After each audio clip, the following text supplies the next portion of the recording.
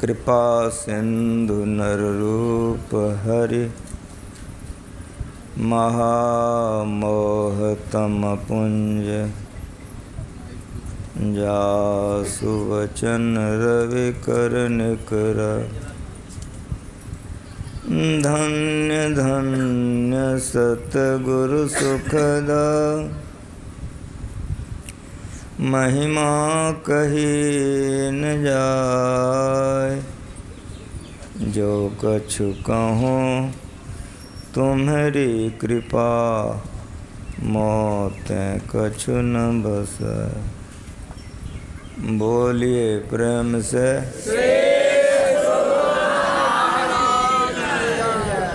Volume बढ़ाइए। कौन है ऑपरेटर? ऑपरेटर कौन है? ऑपरेटर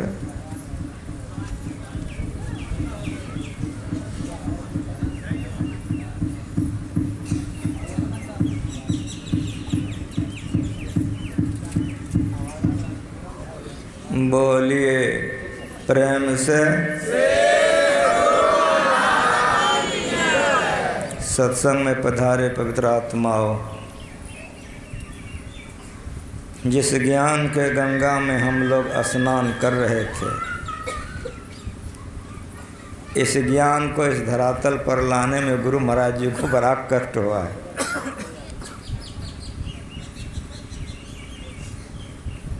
बहुत कष्ट सहकर के गुरु महाराज जी ज्ञान का प्रचार किए। उनके जीवन चरित्र को पढ़िए, रोने लग जाइएगा। जब कभी एकांत में बैठते थे, बातचीत होती थी, तो गुरु महाराज सुनाते थे कि सुनो जी, जब हम परीक्षा हॉल से निकल गए तो हमको जो मिल जाते थे, जो बतला देते थे, बहुत तन मन से हम करते थे। लेकिन हम जैसा चाहते थे वैसा नहीं होता था। परिणाम क्या होता था? एकांत में बैठ के हम बहुत फूट फूट के रोते थे। कोई रास्ता बतलाने वाला नहीं है। एक समय ऐसा था, ये ज्ञान के लिए गुरु महाराज जी कहाँ कहाँ खाक छाने हैं, जीवन चरित्र पढ़ के देखिए।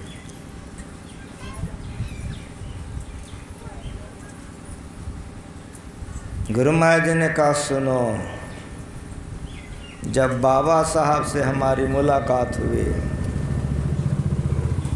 उनसे जब कुछ शिक्षा मिली, दीक्षा मिली, करने लगे, तब हमको थोड़ा थोड़ा ढारस होने लगा कि अब कुछ होगा।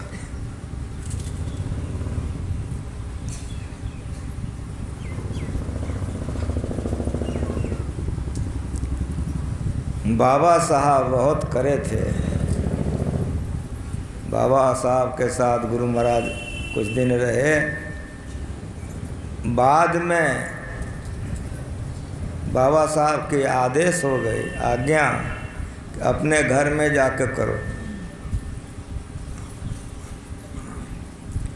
मुरादाबाद में बाबा साहब रहते थे। समय समय पर गुरु महाराज जाते थे ये ज्ञान में बढ़ने के लिए, सीखने के लिए, करने के लिए। एक दिन बाबा साहब गुरु महाराज को बहुत डांटे, बहुत बिगड़ गए। गुरु महाराज पीछे में जाकर के रोने लग गए। बाबा साहब के समय के वहाँ टंडन जी थे, वे आ गए। गुरु महाराज जी से कहा कि बिहार से आया है, यहाँ उनका कोई जान पहचान का उतना नहीं है, आपका सेवा इतना मन से करता, आज्ञा पालन, इतना उसको आप बिगड़ते हैं, तो तो बाबा साहब ने गुरु कुम्हार शिष्य कुंभ गहे गहे कार है खोट, अंतर हाथ सहार दे तो बाहर बाहे चोट। ये गुरु होते जो बाबा साहब बोल के गए, अभी प्रत्यक्ष प्रमाण है। संतों के मुखारबिंद से जो निकलती है वही वेद है, उपनिषद है, गीता है, रामायण है, धर्म ग्रंथ है। बाबा साहब ने कहा कि जीवन कैसे बिताओगे, मधुकरी या तुलसी सिस्टम, मन भीख मांग के कमा के, कहा भीख मांग के। तो बाबा साहब ने कहा देखो ही कहता है कि हम भीख मांग। तो वहाँ के सत्संगी लोग समझाने लग गए। तो बाबा साहब ने कहा सुनो, स्वावलंबी बन करके भजन करो, जाओ वहाँ पर बांस लगाना, केला लगाना, आमदनी होगी तो खाओगे, भजन करो। गुरु महाराज ने कहा कि बांस केला लगाएंगे तो बहुत दिन पर आमदनी होगी, इधरे शरीर छूट गया तब। तो बाबा साहब ने कहा कि तुम कह रहे हो इधरे शरीर छूट गया तब, अब मैं कहता हूँ अगर 100 बरस जी जाओगे तब क्या खाओगे। जब गुरु महाराज बड़े बूढ़े हो गए थे, 100 बरस से उनकी उम्र बेसी हो गई, तो गुरु महाराज रोते थे, आँख से आंसू गिरते थे। और गुरु महाराज कहते थे कि बाबा साहब ने मुझसे कहा था कि 100 बरस जी जाओगे तब क्या खाओगे।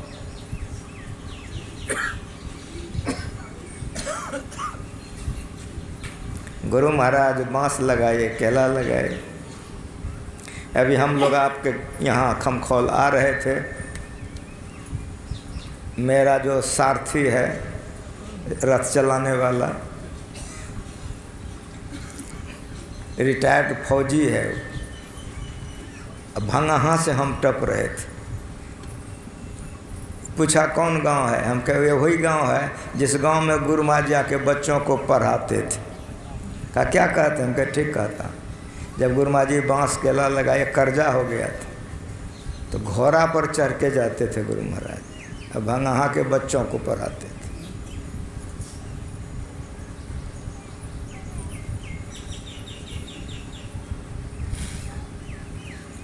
पवित्र भोजन, ईमानदारी के पसीना की कमाई, तब भजन बनेगा।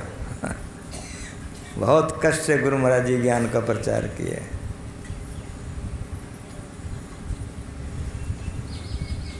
बाबा साहब का आदेश गुरु महाराज मान लिए, धराराम में आ गए। धराराम में उनके पिताजी के दरवाजे पर 2 गो ठेक था। आप लोग देहात के हैं, ठेक समझ सकते हैं। अभी हम बम्बई के मंच पर नहीं हैं, खमखौल के मंच पर।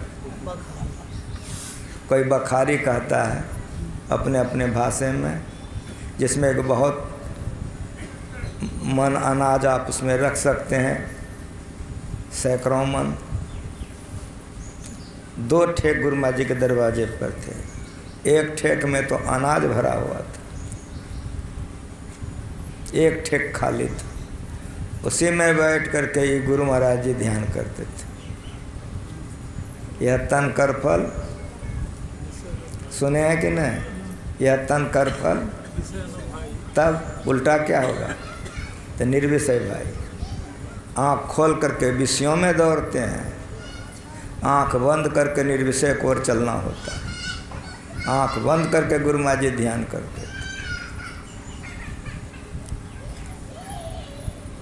गुरु महाराज जी कहते थे सुनो जी, कबीर पंथी,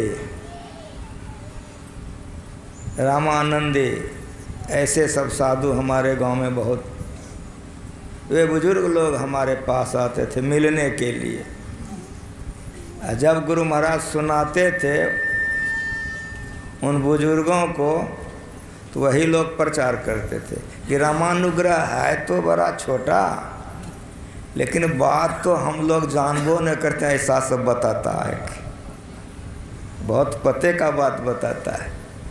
आप लोग नहीं जानते हैं, चल के सुनिए जरा रामा अनुग्रह का।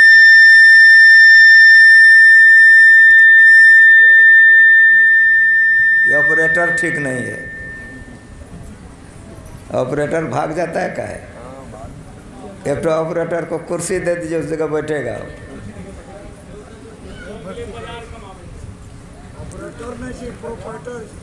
वो प्रोपराइटर ने के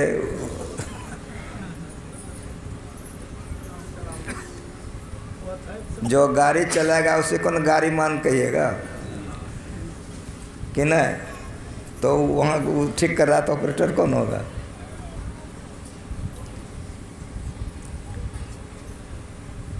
वे लोग जाकर के प्रचार करते थे, तब जो लोगों के मन में होता था उसी, जब ध्यान से गुरु महाराज उठते थे उसी ठेक में लोग जमा हो जाते थे। और जब गुरु महाराज बोलते थे तो सारे लोग मन लगा के सुनते थे कि रामानुग्रह बहुत पते का बात बताता है। परिणाम क्या हुआ, थोड़े ही दिन के बाद उस ठेक में लोग अटने नहीं लग गए। ठेक का मुरादे कितना होगा। तो वहाँ के एक सज्जन ने प्रसन्नता में आकर के ज़मीन दे दिया कि यहाँ पर मंदिर बना के हम लोग यहीं सुनेंगे। जो अभी तक आपका सत्संग मंदिर उसी ज़मीन पर है, धरारा का। वहाँ पर बनाया फूस का, सारे लोग सुनने के लिए आते थे।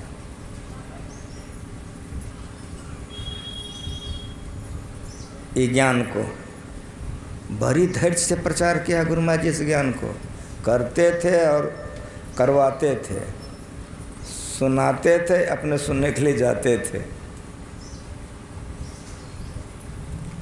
कितना धैर्य से गुरु महाराज जी ज्ञान का प्रचार किया है कि अभी आप लोग अखिल भारतीय में जाते हैं कि नहीं, जिला वार्षिक में कितना भीड़ होता है, कहिएगा लाखों कि नहीं।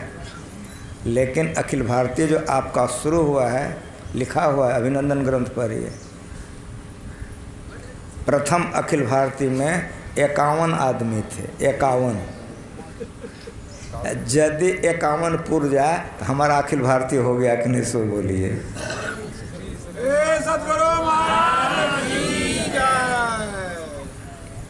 कितना धैर्य से गुरु महाराज ने इस ज्ञान का प्रचार किया, साधारण बात है।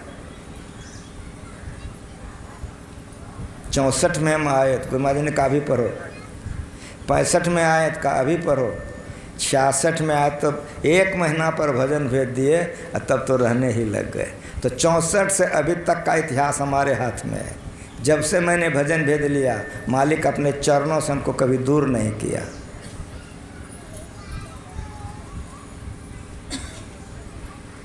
बहुत ऊंचे दर्जे का ज्ञान है ये। वहाँ तो सत्संग करते थे गुरु महाराज जी धरारा उस मंदिर में, लेकिन सुनिए ध्यान वहाँ नहीं करते थे। खेत में कुइयाँ कोर लिए थे गुरु महाराज, और उसी कुइयाँ में बैठ के गुरु महाराज ध्यान करते थे। कुइयाँ में बैठ करके ध्यान करते। बहुत दिनों तक जो कुइयाँ में बैठे, किस लिए, यह तन कर फल याद है कि नहीं। यह तन कर फल विषय न भाई, उल्टा दीजिए निर्विषय भाई। निर्विषय की ओर जाने के लिए बहुत मेहनत करना होगा। हंस हंस कम तन पाइयम, जिन पाया तिन रोए। हंसी खेल जो पीऊ मिले तो कौन दुहागिन है। कुइयाँ में बैठते बैठते गुरु महाराज जी का शरीर एकदम पीला हो गया, हड्डी हो गई। जमीन के नीचे से मेढक निकलता है, बैंग देखे हैं कैसा निकलता है। क्यों, जमीन का रंग क्या है। बराबर सत्संग कीजिए, सब ज्ञान समझने लगिएगा। वे बुजुर्गों ने गुरु महाराज से कहा, राम कि रामानुग्रह जरा शरीर को तो देखो, देह में बाबू खून नहीं है, हड्डी निकल गई तुम्हारी, शरीर ही नहीं रहेगा तो भजन कैसे करोगे। दिन नहीं चैन, रैन नहीं निंदिया, भावतन न पानी, ऐसी पीड़ बसी मेरे ये में, जागत रहे बिहार। जब तक वैराग्य नहीं होगा, विषय शहद के समान मीठा लगेगा, इसी में जीवन बर्बाद होगा। जब वैराग्य होगा तो विषय जहर के समान लगेगा, तभी निर्विषय को और आगे बढ़ सकते हैं, अन्यथा नहीं, अन्यथा नहीं। रामानुग्रह क्या देख रहे हो?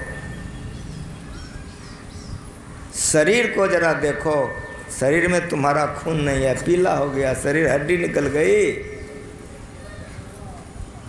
शरीर नहीं रहेगा तो भजन कैसे करोगे।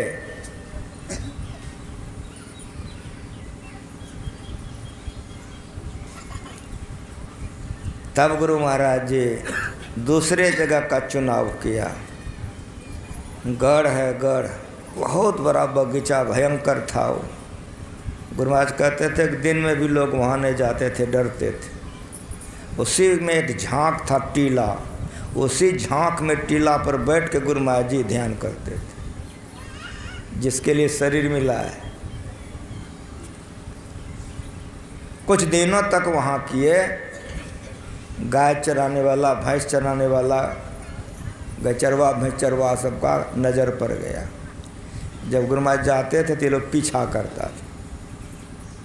कुछ दाई माई लकड़ी उकड़ी के लिए जाते थे, ये लोगों को मन में हो गया, ये लोग जाने आने लग गया। परिणाम क्या हो गया?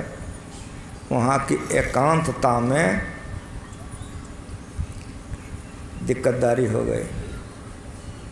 जोगी को एकांत चाहिए या भोगी को एकांत चाहिए?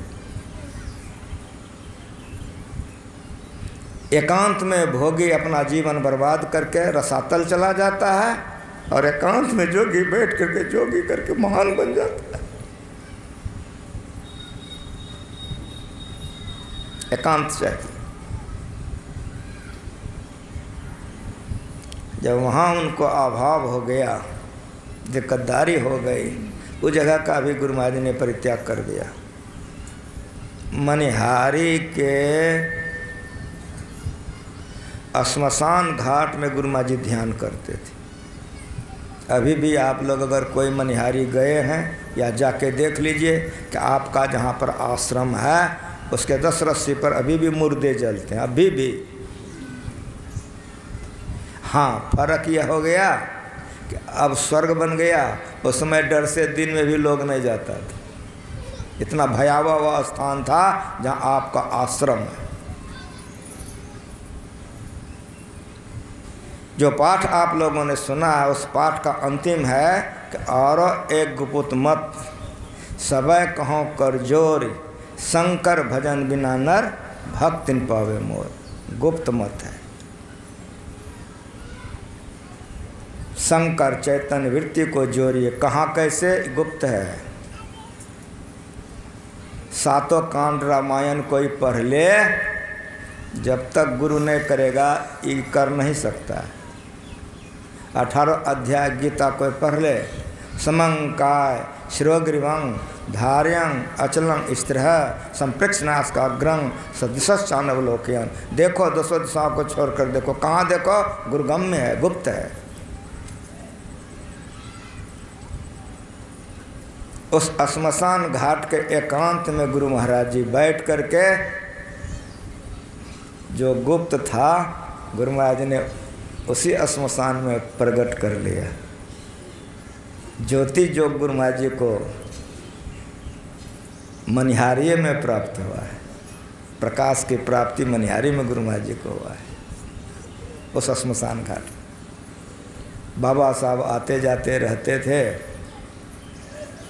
भागलपुर गए, वहीं पर गंगा के किनारे में गुफा का पता लगा। तो बाबा साहब तो चले गए, गुरु महाराज जी पता लगा करके इसकी पूर्णता के लिए वहीं साधना करने लगे। श्रीधर बाबा कहते थे कि जब गुरु महाराज घुसते थे तो कई साथी को लेके जाते थे, और गुरु महाराज कहते थे कि मैं जो जो देखूंगा तुम लोगों को सुनाऊंगा, और जो जो सुनूंगा सो तुम लोगों को सुनाऊंगा, और तुम लोग जो जो देखना सुनना हमको सुनाना।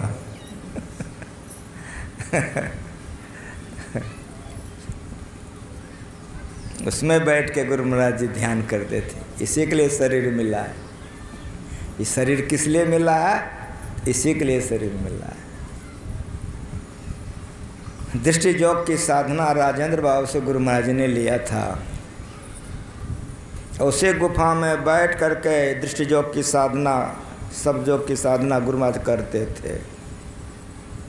आप लोग अगर गए हैं कुप्पाघाट गुफा देखे हैं तो जैसे झांकते हैं तो आगे में दोनों तरफ टीला है, उसी टीले पर ईंटा जोड़ करके पानी गर्म कर रहे थे गुरु महाराज की खिचड़ी बना लेंगे।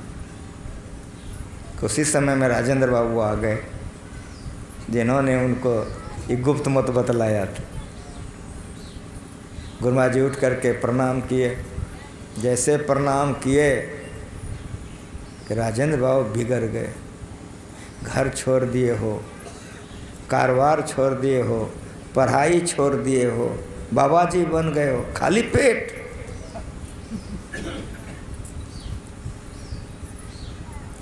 जो सहता है वही कुछ बनता है। अब फटाक से जवाब दे दे कौन चीज़ बनेगा? प्रमाण के साथ सुना रहा हूँ, प्रमाण के साथ सुनिए। बिगड़ गए, खाली पेट। चरणों में प्रणाम किए। पानी जो खौल रहा था आँच को नीचे निकाल दिए, वो गर्म पानी आग में डाल दिए। चरणों में प्रणाम करके गुफा को ओर जाने लगे तो उन्होंने कहा कि सुनिए सुनिए, आपको तकलीफ़ हो गई? चरणों में प्रणाम करके कहा नहीं, तकलीफ़ नहीं हुई, आपकी आज्ञा बहुत अनुकूल है। समझ रहे हैं?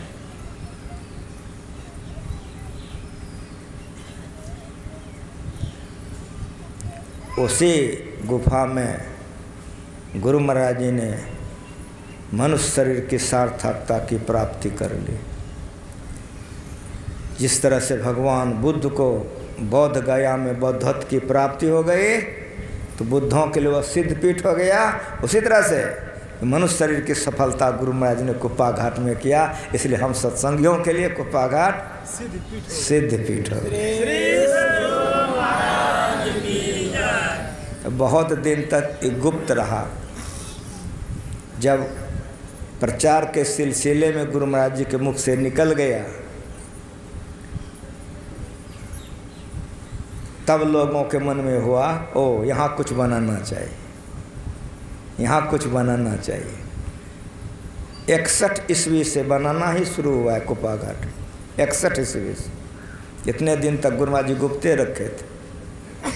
सारे सत्संगी लोग वहाँ जा कर के फूस का बनाना प्रारंभ किए थे। 61 से बनना ही शुरू हुआ है और 64 से मैं वहाँ जाना शुरू किया हूँ। तो आप समझ सकते हैं उस समय कुप्पाघाट में क्या होगा।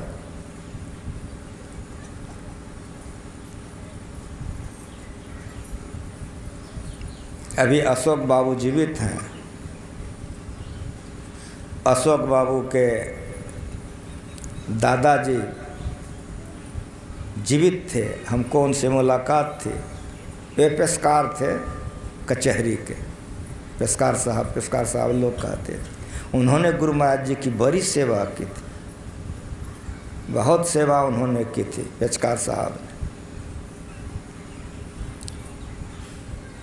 हमारी उनसे मुलाकात हुई तो कहते थे कि केदार बाबा, जिस समय गुरु महाराज जी ध्यान करने के लिए जाते थे तो कोई कहता था पागल है, कोई कहता था उमताहा है, कोई कहता था ठीक ठोना करने के लिए जादूगर सीखता है, जिसके मन में आता था जो करता था। लेकिन पेशकार साहब बहुत सेवा करते थे, बहुत। जब आश्रम का निर्माण हो गया, ये लोग भजन भेद ले लिए, सारे परिवार गुरु महाराज जी के शिष्य हो गए, फिर भी पेशकार साहब को बहुत गुरु महाराज मानते थे। पेशकार साहब का नाम सुनते गुरु महाराज बहुत खुश हो जाते थे। इसीलिए जो हृदय से कोई सेवा करता है वो सेवा विफल नहीं होता है। ऊपर मन से सेवा करता है गड़बड़ा जाता है। हृदय से सेवा कीजिए। पेशकार साहब, एक पेशकार साहब ही थे उस परिस्थिति में जो हृदय से सेवा करते थे। फल क्या हुआ? परिणाम, अशोक बाबू की माँ अभी जिंदी है। उनके माता पिता से हमारी बात बराबर होते रहती थी। अशोक बाबू 2 भाई थे, एक का शरीर तो पहले छूट चुका था। अशोक बाबू थे, दीक्षित हैं। उनकी पत्नी, उनके बच्चे सब संत मत में, उनकी माँ, उनके पिता सब संत मत में। अशोक बाबू बीमार पड़ गए,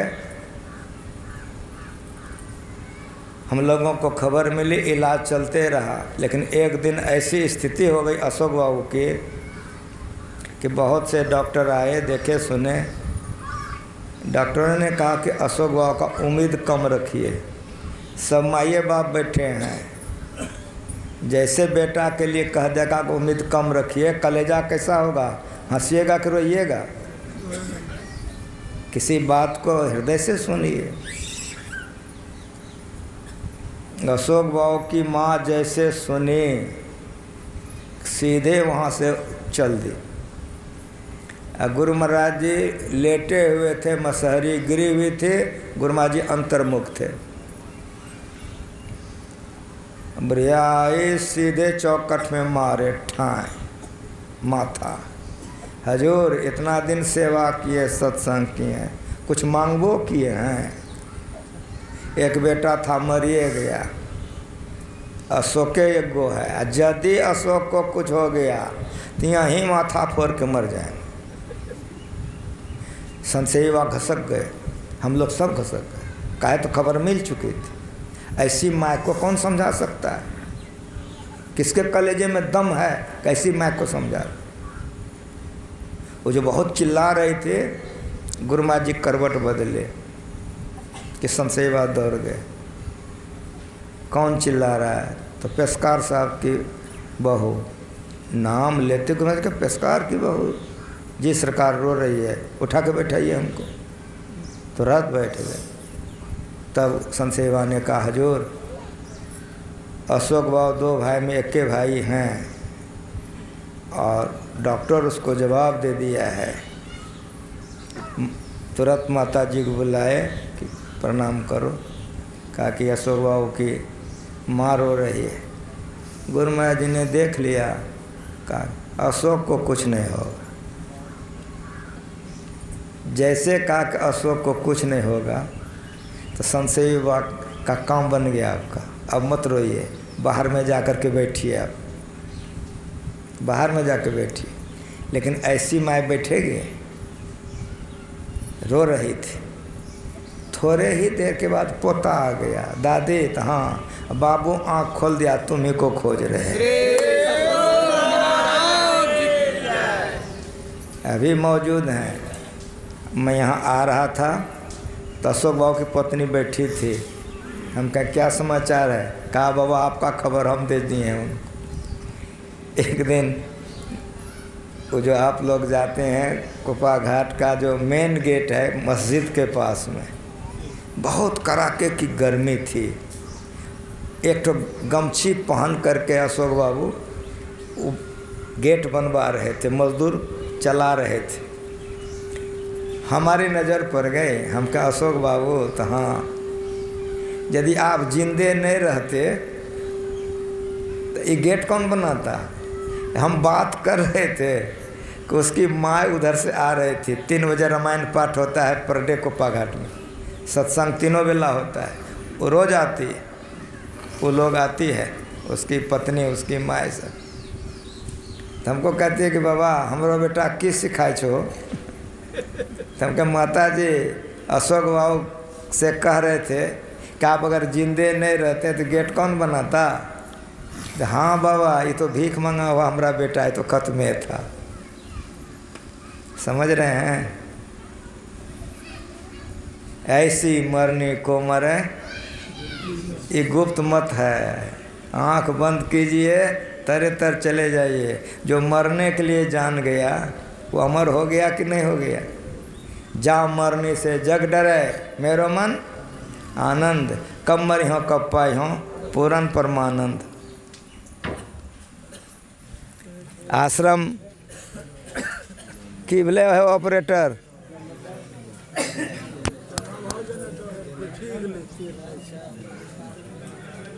इन्वर्टर था ना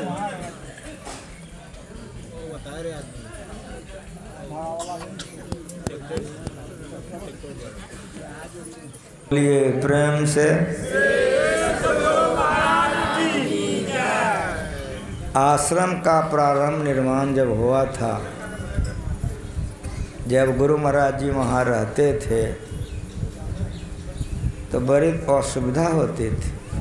गुरु महाराज ज़्यादा से ज़्यादा पंखा बंद करो इन्वर्टर पर मनिहारी में ही रहते थे।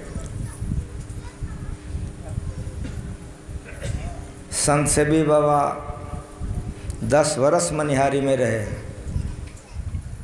हरिनंदन बाबा जो अभी आचार्य हैं 5 वर्ष रहे हैं। मैं भी मनिहारी में 2 वर्ष रहा हूँ।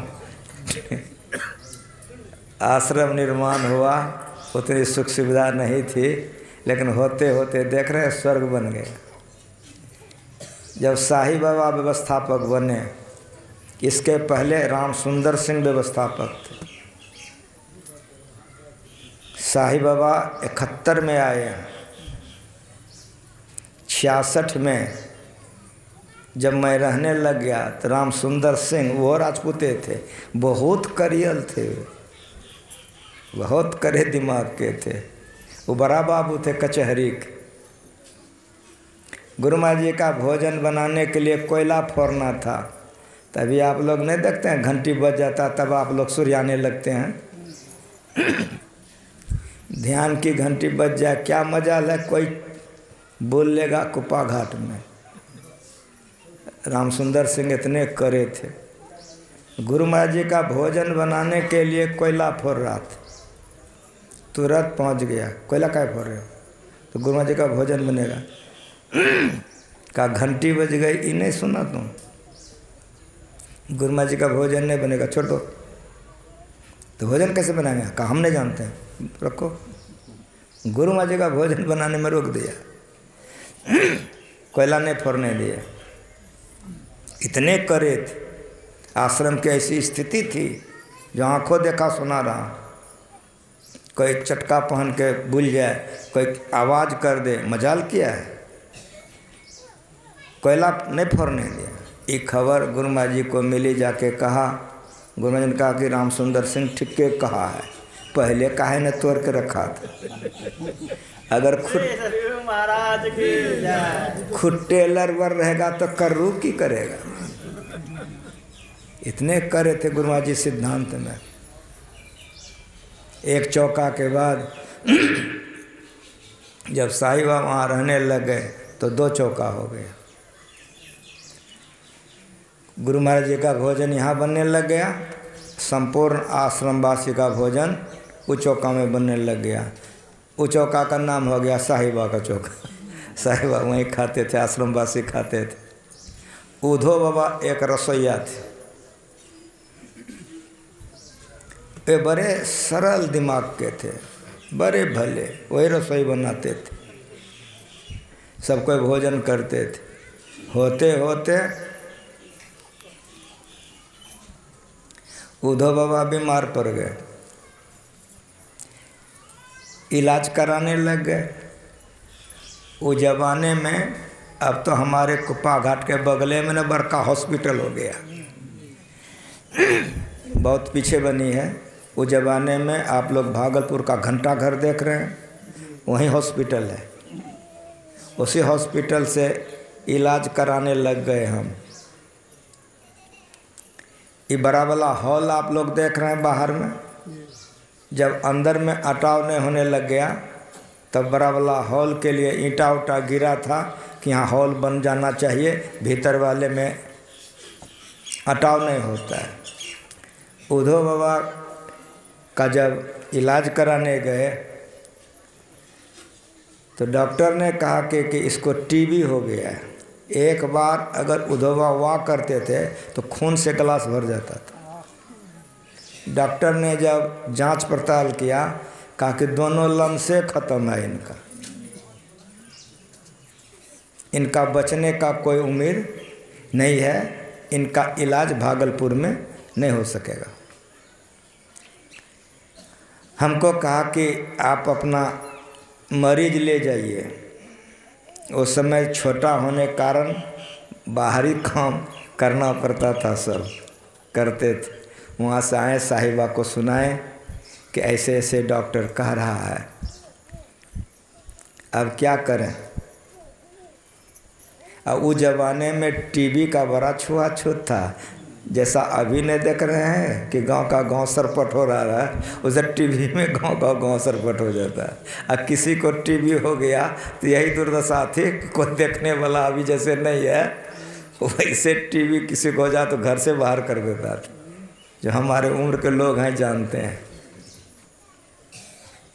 अब तो हुआ कि गुरु महाराज जी से निवेदन करना चाहिए, तो हम जाके गुरु महाराज जी व्हील चेयर पर टहल रहे थे, सब बात सुनाए, सब कोई थे। हम गए थे तो हम इन सुनाएंगे, सब हम इन कहेंगे। गुरु महाराज जी को कहे, हजूर ऐसे ऐसे डॉक्टर कहा है। इतना जोर से गुरु महाराज हमरे पर बिगड़े, खाली मारे नहीं,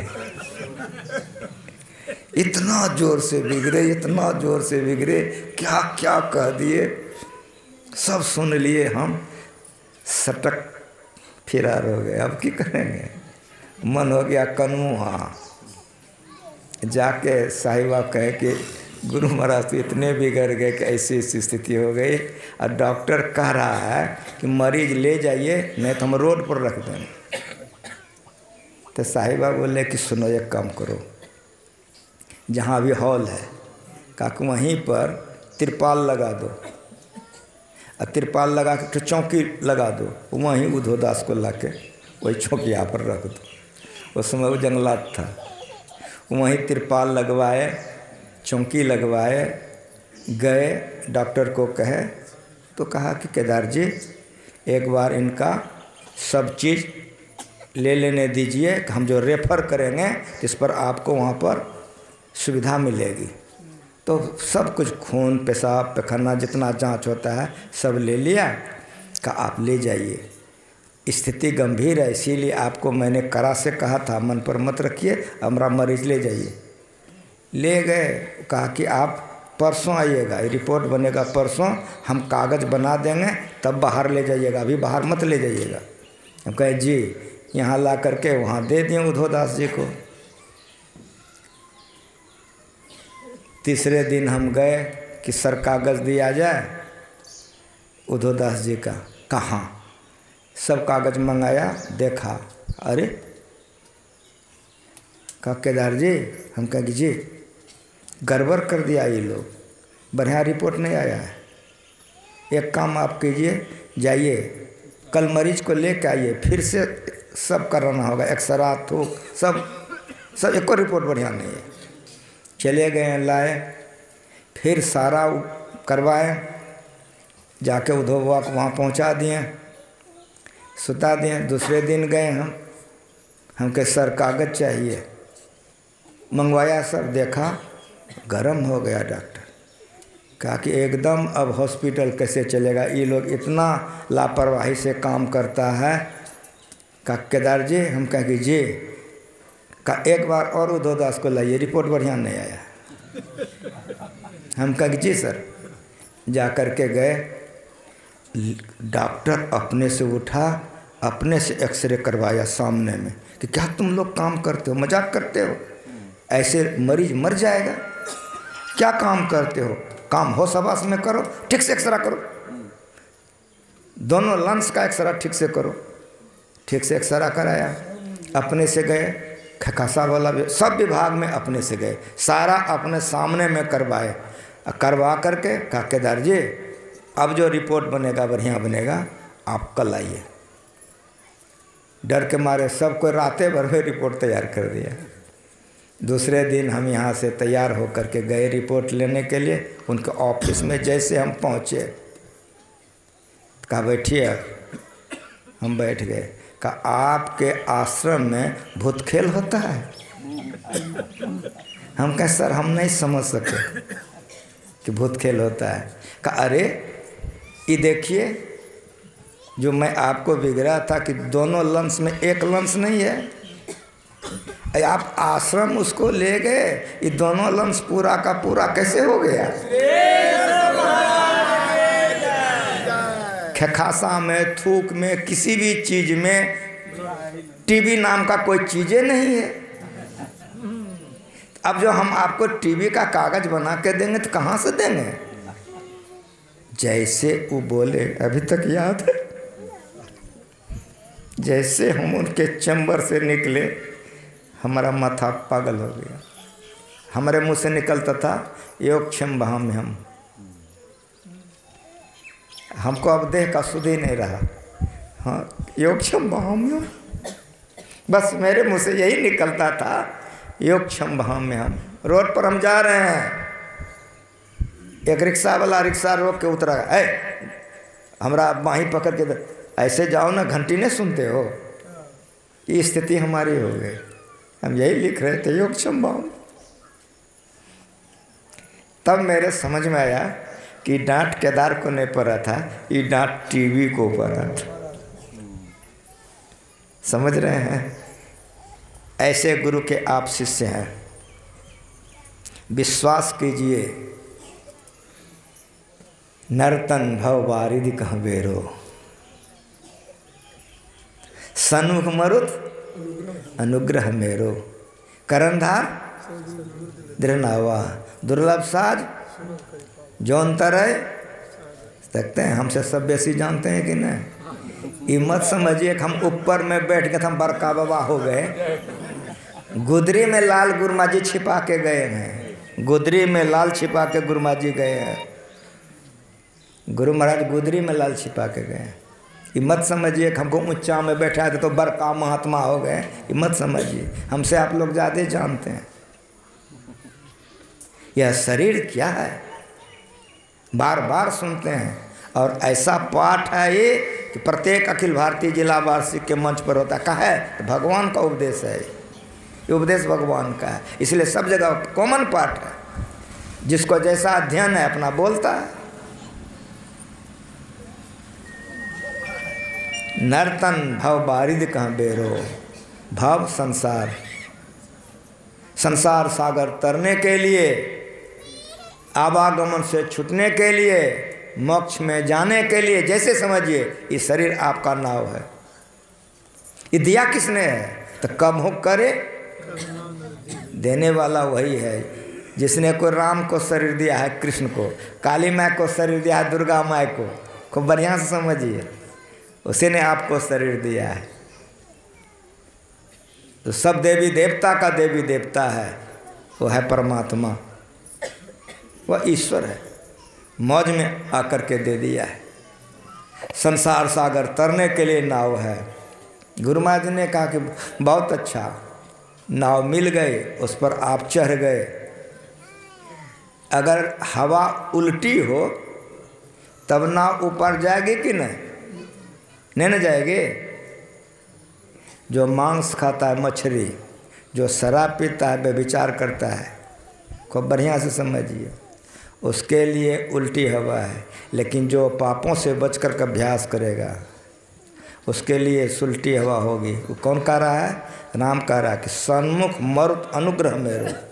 सन्मुख में ना आमने सामने, मरुत में ना हवा, और अनुग्रह में ना कृपा। सीधी सीधी बात, कोई लंबा चौड़ा भाषण नहीं, कोई नया बात संत मत के खिलाड़ी नहीं जानता है। सन्मुख मना आमने सामने, मरुत मना हवा, अनुग्रह मना कृपा। अगर सन्मुख हवा मिल जाए तो नाव जो 4 घंटा में ऊपर जाएगा वो 2 घंटा में हवा के झोंके पर चला जाए। कहने का मतलब कि भगवान ऐसे पवित्र आत्मा को गोदी में लेने के लिए तैयार है। लेकिन और एक बात बच गई। वह बात क्या बच गई? नाव पर आप बैठ गए, कहीं यहाँ बैठ गए, हवा भी सीधी मिल गई, कहीं यहाँ मिल गई, लेकिन अगर मल्लाह नहीं आवे तब नाव जाएगा ना ऊपर। समझ में आ रहा है? कर्णधार गुरु मल्लाह है। लेकिन याद रख लीजिए कि झूठे गुरु के पक्ष को तदन कीजिए, वार द्वार न पावे शब्द का, भटकाए बारंबार। साँचे गुरु के पक्ष में तन मन दे ठहरा, चंचल ते निश्चल भया नहीं आवे नहीं जाए। अच्छे गुरु के शरण में चले जाइए, एक जुक्ति सीख लीजिए और अभ्यास कीजिए। कर्णधार सदगुरु दिरनावा, दुर्लभ साज सुलभ करी पावा। मनुष्य का शरीर नाव, ईश्वर की कृपा और सदगुरु मल्लाह, अगर ये तीनों मिल जाएं तो अवश्य नाव बढ़ेगी। और गुरु महाराज जी की इतनी दया है कि हम लोगों को तीनों प्राप्त है। हम लोगों को तीनों प्राप्त है। मनुष्य शरीर है ये है, और सुनिए कि मनुष्य शरीर के साथ साथ ईश्वर की कृपा है ये है। ईश्वर की कृपा इसलिए है ये है कि आप लोग मांस मछली दारू शराब नहीं लेते हैं, पापों से बचने का हरदम प्रयास करते हैं, यह ईश्वर की बड़ी कृपा है। और गुरु महाराज से दीक्षा ले लिए हैं, उन पर अति अटल श्रद्धा रखिए। अगर गुरु महाराज पर पूरा विश्वास रखिएगा तो नाव आपकी आगे बढ़ेगी। अब आगे की बात फिर आगे हम सुनाएंगे। बोलिए प्रेम से माइक ले जाइए।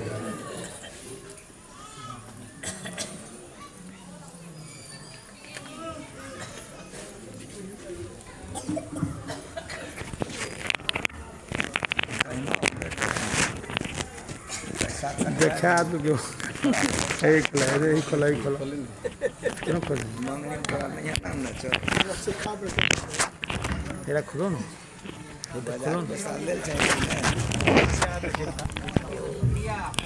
वो मजदूरी करके राज मिस्त्री देखा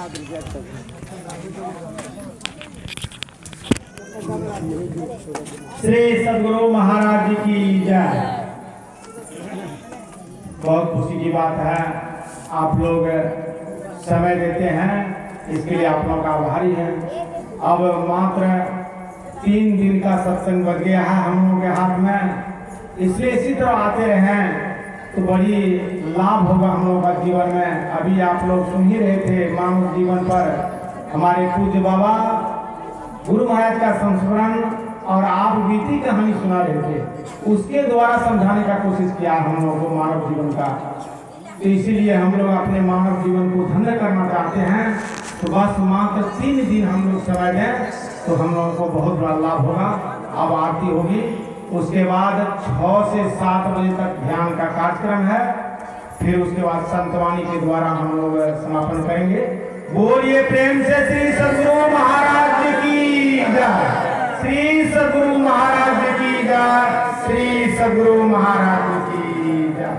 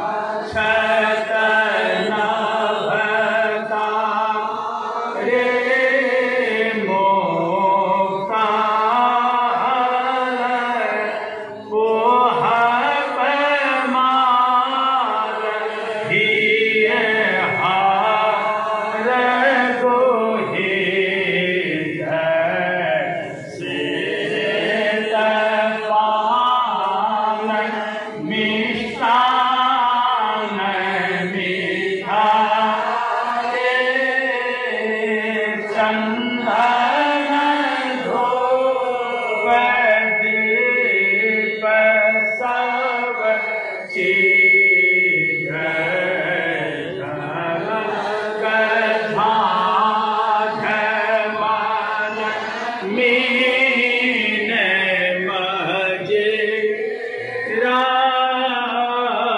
मधुर मधुर ध्वनि मृदंग सुने जय सर्वसु गंध उड़ी चाली आकाश मधुकर कमल केली धोने की जय मल जोत जरत घट माहे देखत दृष्टि दोष सब चीज अधर धार अमृत बहिवा सतमात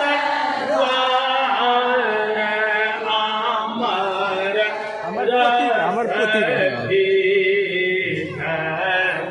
पी हो सोरत मतवा ले चढ़ी चढ़े ओम गे आमी रसरे कोट भान अभिते जय उजाले लखी लाग लगी छिन छिन सूरत